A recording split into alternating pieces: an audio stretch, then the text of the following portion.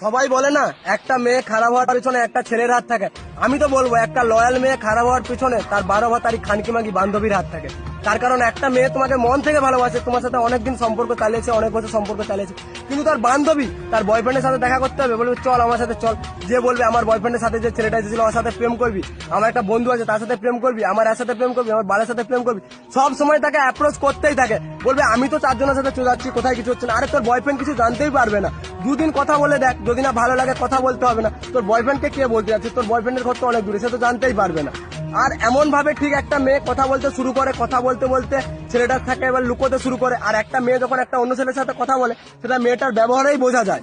But মেয়েদের বুদ্ধি আটুতে থাকে, এমন এমন কাজ করে, ছেলেকে ব্লক করে ফোন করবে, ফোন করে বলবে যে বাবা ফোন করছিল, রাত 12টার সময় বলবে যে মাসি ফোন করেছিল তাই অন্য করে ব্যস্ত ছিল। যে ছেলেটার কাছেও মেয়েটা ধীরে ধীরে খারাপ হয়ে যায়, যে ওই মেয়েটা আবার সেই যেই ছেলেটাকে ভালোবাসতে হবে সেই ছেলেটাকেই শত্রু ভাবতে শুরু করে, কারণ সেই ছেলেটাই ওকে এবার প্রত্যেকটা জিনিসে বাধা দিতে সন্দেহ করতে শুরু করে। দিয়ে ওই মেয়েটা এবার অন্য একটা ছেলের সাথে যখন দেখা করে যখন ওর সাথে কিছু শারীরিক কিছু করে নেয়, করার পর তখন মেয়েটা আগের যে ছেলেটাকে ভালোবাসতো তার সাথেই ব্রেকআপ করতে চায়। এভাবেই ধরতে গেলে একটা মানে ভালো মেয়ে, লয়াল মেয়ে, সে খানকিতে পরিণত হয়। আর একটা ভালো ছেলের জীবন যার কোনো দোষ নেই কিছু নেই, যে মন থেকে 100% ভালোবেসেছিল, সেও নষ্ট হয়ে যায়, সেও খারাপ হয়ে যায়।